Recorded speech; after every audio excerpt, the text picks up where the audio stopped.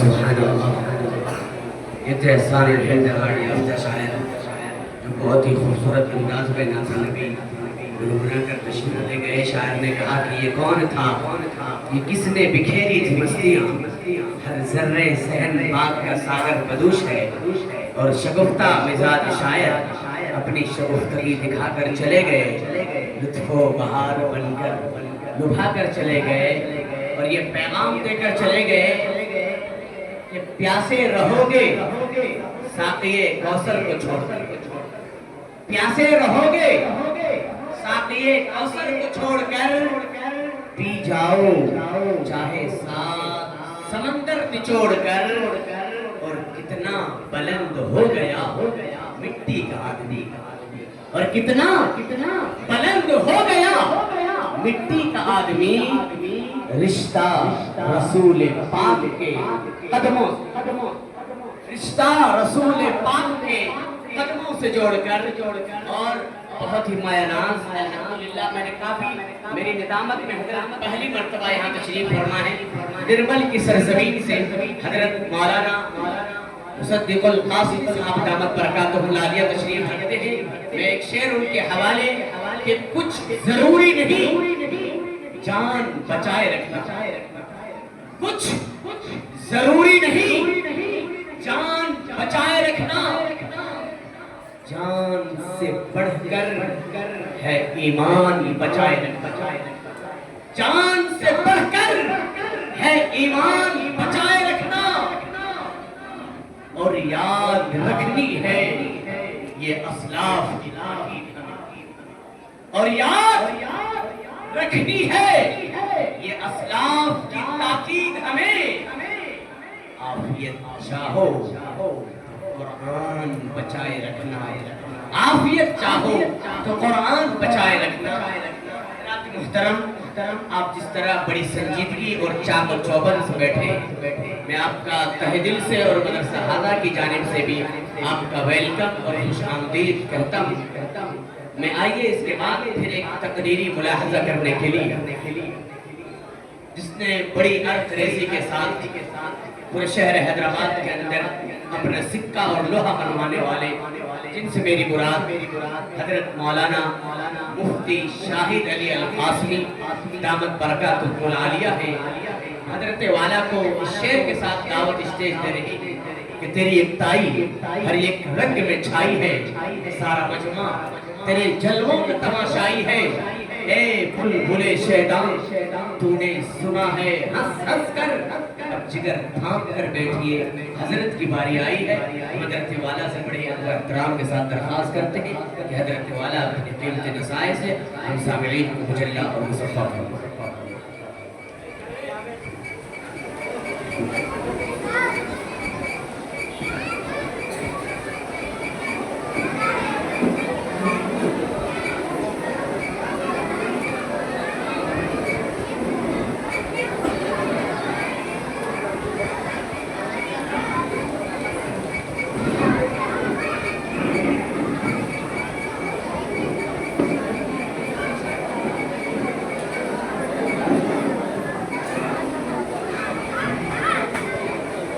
السلام علیکم ورحمۃ اللہ وبرکاتہ. الحمد للہ وکفی وسلام علی عباده الذین اصطفى. اما بعد، قال اللہ تبارک وتعالی فی کتابہ المجید: اعوذ باللہ من الشیطان الرجیم، بسم اللہ الرحمن الرحیم.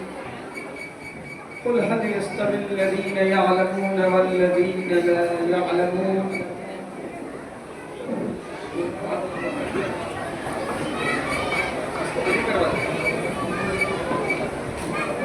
صدق اللہ العلی العظیم. اسٹیج پر رونق افروز حضرات علماء کرام، مدرسہ اسلامیہ فیض القرآن کے طلبہ عزیز، اور ان غازات اور قرب و جواب سے تشریف لانے والے معززین، پردہ نشین خواتین، بزرگوں اور دینی بھائیوں، جیسا کہ آپ کہ علم میں ہے کہ آج کی یہ مجلس جلسے دستار بندی حفاظ کرام کی مناسبت سے ہے، قرآن کریم کی نسبت سے ہے، اللہ کے کلام کی نسبت سے ہے، اور یقیناً اللہ کے اسی کلام کی نسبت کی وجہ سے آپ حضرات اس مجمع میں اور اس اجتماع میں، اس پروگرام میں شریک ہوئے ہیں۔ اس مجلس کی مناسبت سے میں آپ حضرات کے سامنے دو تین باتیں رکھنا چاہتا ہوں۔ میں امید رکھتا ہوں کہ آپ غور سے سماعت فرمائیں گے۔ یقیناً یہ قرآن کریم کی نسبت رکھنے والی مجلس ہے۔ میں آغاز کرتا ہوں قرآن کریم کے تعلق سے پہلی بات، اور پھر اس کے بعد سلسلہ وار دو تین باتیں رکھوں گا۔ محترم سامعین، قرآن کریم، قرآن مجید اللہ کا کلام ہے۔ اللہ بادشاہوں کے بادشاہ ہے، تو اللہ کا کلام بھی کلاموں کا بادشاہ ہے۔ تمام لوگوں کے کلام سے اللہ کا کلام بادشاہ، کلاموں کا بادشاہ ہے۔ اس لیے میں آپ کے سامنے رسول اللہ صلی اللہ علیہ وسلم کی چند حسین باتوں کو، خوبصورت باتوں کو اس تعلق سے رکھنا چاہتا ہوں۔ محترم سامعین، رسول اللہ صلی اللہ علیہ وسلم کا یقیناً ارشاد گرامی آپ کے سامنے ہو، لیکن تذکیر کے لیے، یاد دہانی کے لیے میں آپ کے سامنے یہ بات رکھتا ہوں۔ رسول اللہ صلی اللہ علیہ وسلم، خواتین بھی میری بات سن رہی ہے، آپ خاص طور پر ان باتوں پر ضرور دھیان دیں۔ رسول اللہ صلی اللہ علیہ وسلم کا ارشاد گرامی کہ حضور نے فرمایا کہ جو لوگ دنیا میں قرآن کریم سے شغف رکھا کرتے تھے، اپنے دن و رات قرآن کریم میں گزارا کرتے تھے، جنہوں نے قرآن کریم کو سینوں میں محفوظ کیا تھا، جنہوں نے قرآن کریم سے اپنا تعلق لگائے رکھا تھا، اس پر عمل بھی کیا تھا اور قرآن کریم کی خدمت میں لگا ہوا تھا، تو قیامت کی گھڑی میں اللہ تبارک و تعالی ایسے شخص سے فرمائیں گے، قرآن کریم کی ایک ایک آیت پڑھتا جا، قرآن کریم کی ایک ایک آیت پڑھتا جا اور جنت کے ایک ایک درجے کو چڑھتا جا۔ اور میں حدیث شریف جو اس سلسلے میں مطالعہ کر رہا تھا، تو بغوی کی شرح السنہ میں ایک اثر صحابی ملا، انہوں نے ایک اثر پیش کیا کہ جنت کے اتنے ہی درجے ہیں،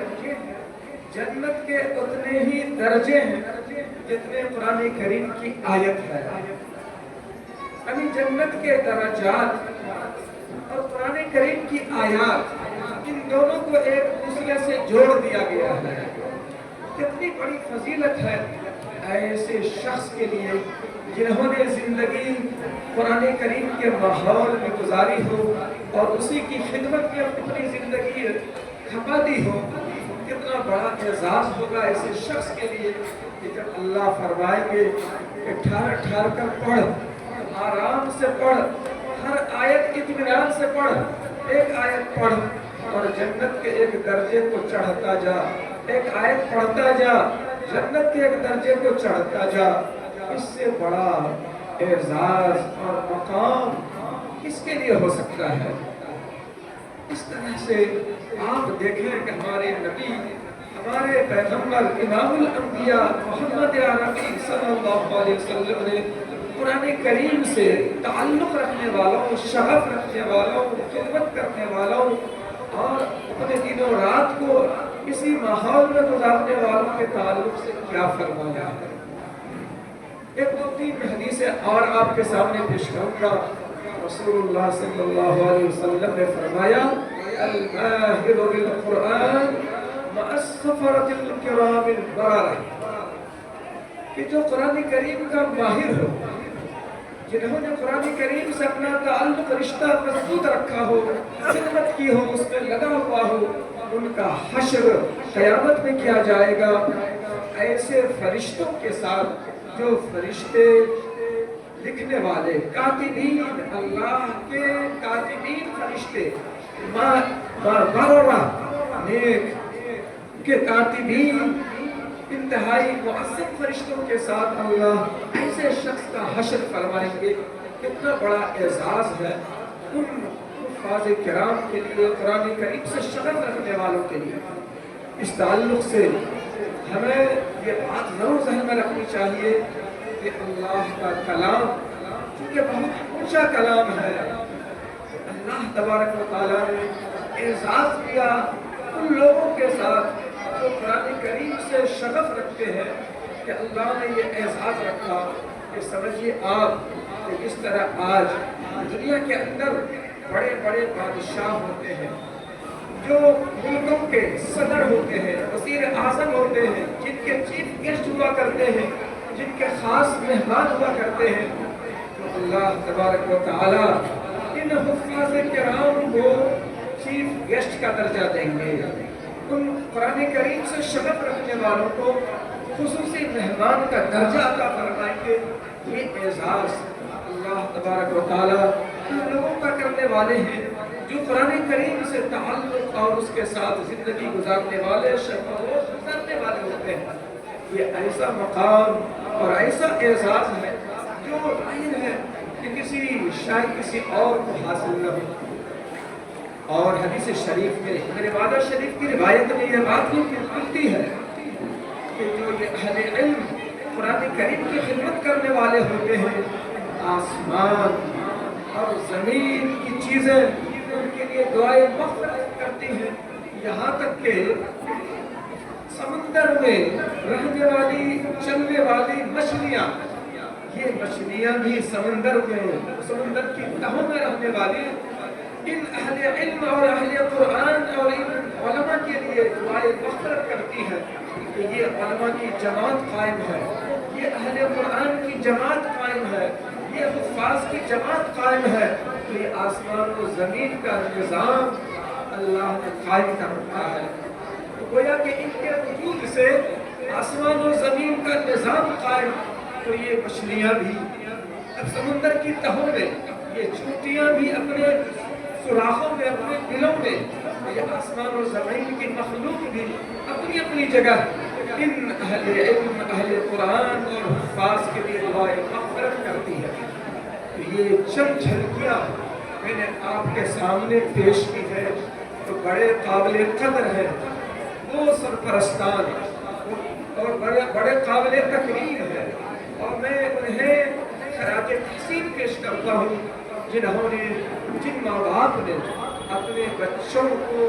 कुरान मजीद पढ़ाने के लिए मदरसे में दाखिल कराया। वो अपने बच्चों को हाफिज़ बना रहे हैं, वो अपने बच्चों को आलिम बना रहे हैं, वो अपने बच्चों को दीन का खादिम बना रहे हैं। वो बड़े काबिल क़द्र हैं, बड़े काबिल एजाज़ हैं। मैं अब दूसरे पॉइंट की तरफ आता हूँ कि ये मदरसे के बच्चे और ये मदरसे इस मुल्क में ये कीमती असासा है, ये कीमती सरमाया है। इसे आप मामूली न समझें, इसे आप कमतर न समझें। अगर आप के ज़हन में कुछ है, मदरसे के ताल्लुक़ से कुछ है, अगर आपके ज़हन में इन तलबा के ताल्लुक़ से कुछ है, आपके ज़हन में अगर इन उलमा के ताल्लुक़ से कुछ है, यानी कुछ आप कभी महसूस करते हैं, इनको कमतर समझते हैं, इनकी अहमियत नहीं है, तो मैं आपसे अर्ज़ करना चाहूँगा कि मदरसे की ताकत और अहले इल्म की ताकत और उलमा की ताकत और इन तलबे इल्म की ताकत वो ताकत है जिसको हमने नहीं, गैरों ने भी जाना है, जिन्हें गैरों ने भी पहचाना है, और ऐसा पहचाना है कि उन्होंने ये बात जान ली कि अगर इस मुल्क में मुसलमान पक्का नमाजी है, अगर इस मुल्क में मस्जिदें आबाद हैं, अगर इस मुल्क में इस्लाम जाग रहा है, अगर इस मुल्क में इस्लामी शायर पाए जाते हैं, अगर इस मुल्क के अंदर इस्लामी तशख्खुसात पाए जाते हैं, अगर मुसलमानों के दिलों में ईमान सलामत है, अगर मुसलमानों के दिलों में ईमान महफूज है, तो इसके पीछे कौन सी ताकत है? गैरों ने पहचाना कि ये ताकत मदरसे की है, ये ताकत मदरसे में पढ़ाने वाले की है, ये ताकत मस्जिद में कायम दीनी मराकिज़ की है, ये ताकत मस्जिद में कायम मकातिब की है, ये ताकत तलबे इल्म की है, जिसने साल से, जिसने 100 साल से नहीं, जिसने 200 साल से नहीं, कई 100 साल से इस मुल्क के मुसलमानों का ताल्लुक ईमान से जोड़े रखा है। और जब कभी मामला कुरान मजीद के खिलाफ, हुजूर की शान में गुस्ताखी का, कुरान मजीद की शान में गुस्ताखी का,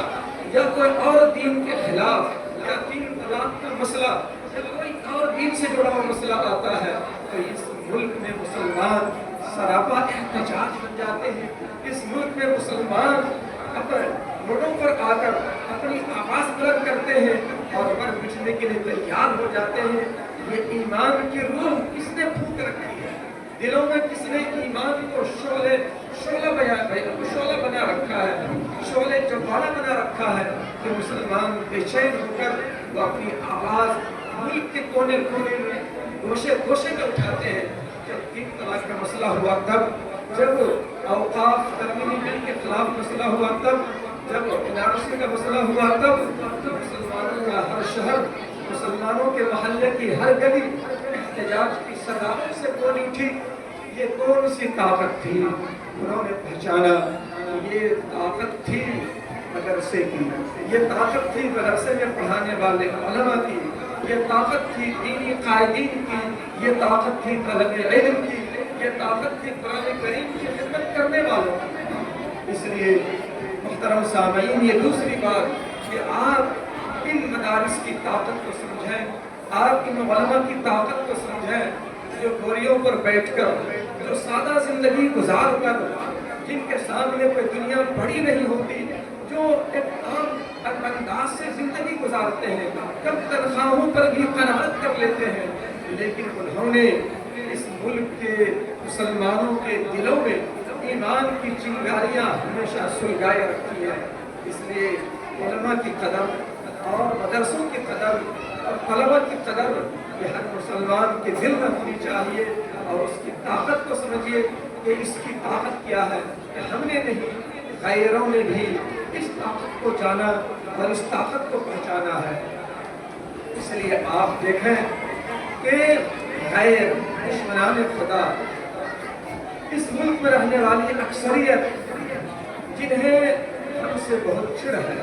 जिन्हें इस्लाम से चिढ़ है, जिन्हें कुरान से चिढ़ है, जो इस मुल्क में इस्लामी तशख्खुसात,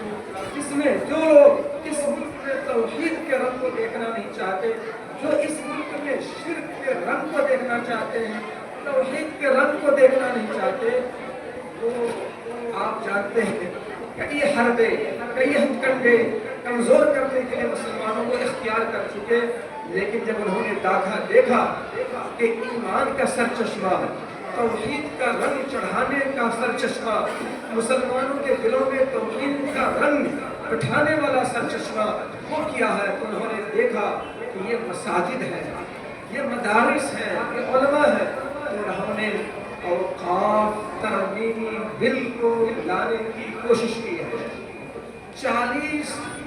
तरमीमात उन्होंने पेश करने की कोशिश की है। आप जानते हैं कि हमारे मुल्क में इस वक्त का लेटेस्ट मसला, सुलगता हुआ मसला, मुसलमानों को और उनके दिलों से ईमान को निकालने वाला सुलगता हुआ मसला जो उन्होंने पेश किया है। उन्होंने देखा कि औकाफी जायदाद पर, वक्फ की जायदाद पर ये मदरसे चलते हैं, ये मस्जिदें उनकी आबाद हैं, ये उनके कब्रिस्तान हैं, ये उनकी खानकाहें हैं, जहाँ पर दिलों की दुनिया आबाद की जाती है, जहाँ तरबियत की जाती है, जहाँ मुसलमानों को अच्छा मुसलमान बनाने की कोशिश की जाती है। इन खानकाहों, इन मसाजिद, इन मदारिस, जहाँ इस्लाम की सदाएं बुलंद होती हैं, जहाँ ईमान के तकाज़े पूरे किए जाते हैं, जहाँ से ईमान की हवाएं चलाई जाती हैं और लोगों के दिलों को ईमान से जोड़ा जाता है, तो उन्होंने औकाफ तरमीमी बिल में 40 तरमीमात, 40 उसूल वज़ा करके और इसके अंदर तरमीम करने की कोशिश की है ताकि पार्लियामेंट से ये बिल पास हो जाए। और आप याद रखिए कि वो 40 जो तरमीमात है उसमें 2-4 अच्छे भी हैं, सब उसूल जो सब तरमीम खराब नहीं है, लेकिन अगर मैं खुलासे के तौर पर कहूँ तो उन तरमीमात में जो चीज़ खुलासे के तौर पर निकलती है कि उस तरमीम को अगर मंजूर कर लिया जाए तो पूरा पावर औकाफ की जायदाद के ताल्लुक से या तो कलेक्टर को चला जाएगा या हुकूमत वक्त को चला जाएगा या गैर को चला जाएगा। जो उसका बनेगा सेक्रेटरी बनेगा, जो उसका प्रेसिडेंट बनेगा, जो गैर भी होगा, उस औकाफ की कमेटी में फिर वो जिसको चाहे औकाफ की जायदाद से निकाल कर हुकूमत की मिल्कियत तस्लीम कर ले। मैंने उसको पढ़ा है, मैंने उसको समझा है, उसका खुलासा जो मैं अर्ज कर रहा हूँ खुद पढ़कर और अपने बड़ों से सुनकर ये बात मैं अर्ज कर रहा हूँ, तो वो मनमानी का रास्ता मुकम्मल हमवार होगा। फिर जिस ज़मीन का कागज़ बराबर नहीं होगा, जिस औकाफी जिस मदरसे का कागज़ बराबर नहीं होगा, जिस मस्जिद का कागज़ बराबर नहीं होगा, उसके बारे में उसके लिए फैसला करना आसान होगा। ये हुकूमत की प्रॉपर्टी है, ये मस्जिद है और उसे शहीद किया जाएगा। ये मदरसा गैर कानूनी है, ये अवैध रूप से है, ये मदरसा इस पर कुफल लगा दिया जाए तो ये खुलासा निकलेगा अगर औकाफी तरमीमी बिल पार्लियामेंट में पास हो जाए। तो मैं याद करना चाहता हूँ कि ये शोशा क्यों निकाला गया है, इसलिए निकाला गया है ताकि मदारिस के किरदार को ख़त्म किया जाए, कमज़ोर किया जाए। मदरसे जिस तरह से चल रहे हैं उस तरह से न चल सके, मस्जिदें जिस तरह आबाद हैं उस तरह ये मस्जिदें आबाद न रह सकें। उन्होंने हमारी ताकत को, उलमा की ताकत को, मदरसे की ताकत को, मस्जिद की ताकत को खूब समझा है, इसलिए ये हथकंडे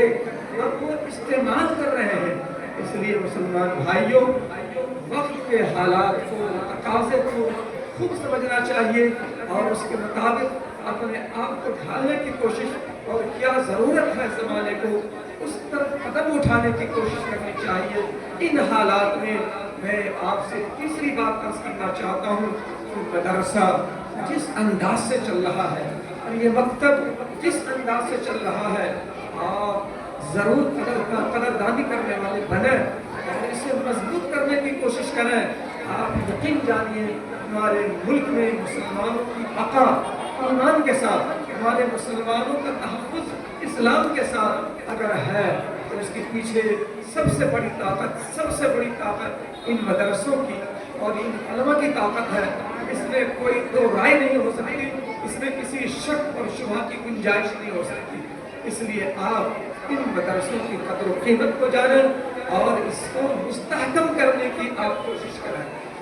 तीसरी बात, ये मदरसा इस्लामिया हाफिज़ुल कुरान ईदी बाज़ार में जो कायम है, मैं अपनी बात को समझते हुए तीसरे और आखिरी पॉइंट की तरफ आता हूँ कि ये उसी मदरसों के सिलसिलों की एक कड़ी है और यकीनन आपके महल्ले में ये कायम ये मदरसा यकीनन आपकी तवज्जुहात का यकीनन मुस्तहिक़ है। मैं अर्ज़ करता हूँ कि ये मदरसा और ये मकातिब जो इस महल्ले में मस्जिद में चल रहे हैं, आपका सबसे बेहतरीन पैसा वो है। मैं पूरे शुऊर के साथ, मैं ये नहीं मैं एक आलिम हूँ, मदरसे में हूँ, इसलिए मैं अर्ज़ कर रहा हूँ कि आपका ताल्लुक़ मदरसे में आना चाहिए। मैं इसलिए नहीं कह रहा हूँ, मैं इसलिए कह रहा हूँ कि आपका अगर कोई पैसा सबसे बेहतरीन जगह खर्च हो सकता है, वो पैसा वो है जिससे दीन की खिदमत हो सके, वो पैसा है जिससे इल्म दीन की इशाअत हो सके, वो पैसा है जो इस्लाम की सरबुलंदी का जरिया बन सके। यकीनन आपका पैसा जो 10 रुपये, जो 50 रुपये, जो 100 रुपये जो मदरसे में लगा, जो मकतब में लगा, जो मस्जिद में लगा, यकीनन वो पैसा ऐसा पैसा है जो आपके तमाम पैसों से ज़्यादा काबिल कदर है। वो सदक़े जारिया बनेगा, ऐसा सदक़े जारिया कि क़यामत तक देने वाले आज जिंदा है, कल वो जिंदा नहीं रहेंगे, تک وہ قبر میں جائیں گے، لیکن ان کے اس دیے ہوئے پیسے کا ثواب جب تک قیامت قائم نہیں ہوگی تب تک آپ کے ان پیسوں کا ثواب بڑھتا رہے گا، یہاں تک کہ احد پہاڑ، حدیث شریف میں کہا گیا کہ ایک صحابی نے جو مزدور تھے حضور کی خدمت میں انہوں نے مزدوری کر کے صدقہ کیا، پیش کیا، حضور صلی اللہ علیہ وسلم نے ان کے اس صدقے کی قدردانی کرتے انہوں نے کھجور دی تھی، 2 کلو کے آس پاس کھجور دی تھی، بہت سارے مال اکٹھا تھے غزوہ تبوک کے موقع پر جو حضور نے چندہ فرمایا تھا جنگ لڑنے کے لیے رومیوں سے، تو اس مزدور کے اس صدقے کی قدر کرتے ہوئے حضور صلی اللہ علیہ وسلم نے تمام پہلے سے جمع مالوں پر ان کھجوروں کو بکھیر دیا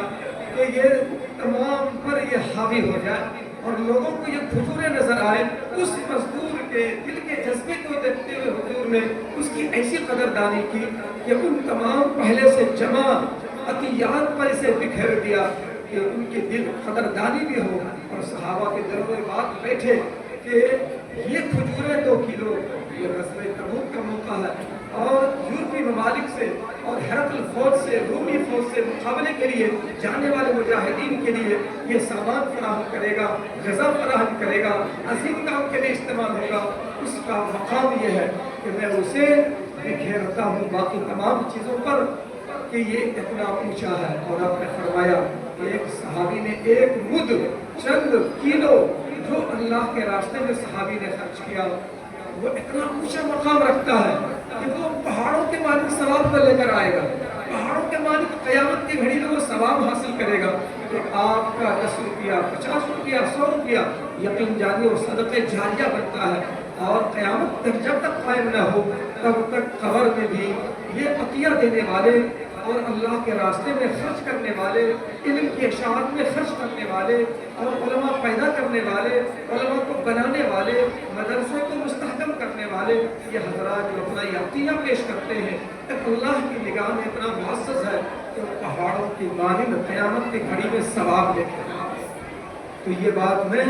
صرف اس لیے نہیں کہ میں مدرسے سے تعلق رکھتا ہوں، میں نے آپ کو یہ حدیث شریف کی روشنی میں بات پیش کی ہے کہ صدقہ جاریہ، مدرسہ بنا دینا، مسجد بنا دینا، کسی کو حافظ بنا دینا، یہ ایسا سلسلہ ہے جو رکتا نہیں ہے۔ مسجد بن گئی قیامت تک انشاءاللہ مسجد رہے گی، اگر آپ نے مدرسہ بنا دیا انشاءاللہ قیامت تک یہ مدرسہ رہے گا، اگر آپ نے کسی ایک طالب علم کو حافظ بنا دیا وہ استاذ بنے گا، اس کے شاگرد بنیں گے، شاگرد کے شاگرد بنیں گے اور شاگردوں کا سلسلہ چلتا رہے گا۔ جتنے یہ واسطے ہیں تمام واسطے والے ثواب کے مستحق، اور جس نے خرچ کیا وہ بھی ان تمام سلسلے میں جتنے اساتذہ گزرے، طلبہ گزرے اور ہزاروں سینکڑوں کی جو ٹیم بن کے چلی جائے گی 100 سال تک، 200 سال تک، 1000 سال تک، وہ جو پڑھیں گے جو ثواب انہیں حاصل ہوگا یہ 1000 سال پہلے جنہوں نے خرچ کیا تھا ان کے ثواب میں بھی کمی نہیں ہوگی۔ تو یہ بات حدیث شریف کہتی ہے ایسا صدقہ جاریہ ہے جس کا سلسلہ قیامت تک رکنے والا نہیں۔ تو یہ تیسری بات تھی کہ آپ کے جیب سے نکلنے والا سب سے بہترین پیسہ وہ جو اللہ کے دین کی سربلندی، اسلام کی سربلندی اور علوم نبوت کی اشاعت میں خرچ ہو، اس سے بہتر پیسہ آپ کے جیب سے نہیں نکلتا ہے،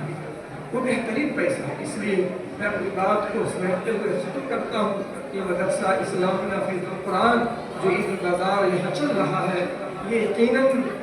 اللہ کے دین اور علوم نبوت کو پھیلانے کا، اشاعت کا فیضہ انجام دے رہا ہے، اور آپ کے بچوں کے دلوں میں ایمان کو بٹھانے کا اور ان کی تربیت کا بہترین فیضہ انجام دے رہا ہے۔ یہ کسی بھی بچے کے لیے اور کسی سرپرست کے اولاد کے لیے اس سے بہتر کیا جگہ ہو سکتی جہاں ان کے بچوں کی ایمانی تربیت، دینی تربیت اور ان کی اصلاح ہو رہی ہو۔ اس سے بہتر ایک ماں باپ اپنی اولاد کے لیے کیا سوچ سکتا ہے جب اس کے دینی تربیت، اخلاقی تربیت اور ایمان کی تربیت اور ان کے دلوں کو ایمان سے جوڑنے کی تربیت ہو۔ اس سے بہتر عطیہ کوئی ماں باپ اپنی اولاد کو نہیں دے سکتا۔ آج کے حالات میں آج کا اور بھی عرض کرتا ہوں، آج کے حالات میں دیکھتے ہیں میں بات کو ختم کرنے کے قریب مجھ سے 1-2 منٹ لوں گا آپ کا. مجھے بہت قلق ہوتا ہے, بہت افسوس ہوتا ہے کہ ہر دن کوئی ایک خبر آتی ہے کہ ہماری مسلم سماج کی بچیاں غیروں کا ہاتھ رنگ رہی ہیں, مہندی لگا رہی ہیں, گھر بسا رہی ہیں. میں اس میں سب سے پہلا قصوروار ان بچیوں کے ماں باپ کو دیتا ہوں کہ اگر آپ نے دین کی اہمیت سمجھی ہوتی, اگر آپ نے ایمان کی قدردانی کی ہوتی, اپنی بچیوں کی ایمان کی بنیاد پر تربیت کی ہوتی, ایمان کو مضبوط بنایا ہوتا, تو طوفان بھی آ جاتا تو بچیاں ادھر نہیں جاتی تھی. ایسا ایمان دل میں, ایسا ایمان راسخ کرتے ماں باپ, ایسی تربیت کرتے ماں باپ. ماحول کہاں بنایا گھر میں, دین کا ماحول کہاں بنایا؟ ہر ایک کے پاس تو موبائل ہے, مختلف چیزیں دیکھ رہے ہیں, کارٹون دیکھ رہے ہیں, یہ دیکھ رہے ہیں, وہ دیکھ رہے ہیں. اس میں اگر علماء کی تقریر آ گئی, دین کی کوئی بات آئی تو اس کو اسکائپ کر دیا, اس کو آگے بڑھ گئے, اس کو دیکھنے کی ضرورت محسوس نہیں کی. چلو موبائل ہاتھ میں ہے, کم سے کم علماء کی تقریر تو سن لو, دین کی بات تو سن لو, لیکن اس کو نہیں کھولیں گے بلکہ آگے بڑھ جائیں گے. ادھر ادھر کی منورنجن کی چیزیں, ادھر ادھر کی چیزیں, اس کو دیکھنا پسند کریں گے. تو ماحول کب دینی بنایا؟ گھر کا ماحول دینی نہ بنانے کی وجہ سے آج ہمارے سب کی بچیاں غیروں کی طرف جا رہی ہیں. ہم ان کے دلوں میں ایمان کیا, اسلام کیا اور غیر کیا, وہ مذہب کیا, یہ مذہب کیا, کفر کیا, اسلام کیا, شرک کیا, دین کیا, نہیں مطلب اسے مطلب ہے ہماری خواہش, ہماری تمنائیں, ہماری زندگی, ہماری آرزویں, ہماری دنیا, یہ اس کے سامنے ہے. ایمان دین اس کے پیچھے ہے, اس کے پاس اس کی قدر نہیں ہے. اس لیے ہماری بچیاں ادھر جاتی ہیں. اس لیے میں عرض کرتا ہوں, اپنی بچیوں کی فکر کریں, اپنی اولاد کی فکر کریں. اس سے بڑھ کر آپ کوئی عطیہ اپنی اولاد کو نہیں دے سکتے جو عطیہ یہ مدارس والے دیتے ہیں. ایمان سے رشتہ جوڑنا, دلوں میں ایمان کو باندھنا, انہیں ایمان کے خطوط پر, دین کے خطوط پر, شریعت کے خطوط پر ان کو تیار کرنا اور ایک دین کا سپاہی بنانا. اس سے بڑھ کر مسلمان بچوں کے لیے کوئی اور قیمتی چیز نہیں ہو سکتی جو مدارس کر رہا ہے. بہرحال یہ ہوتی چلے گئی. میں انہیں چند کلمات پر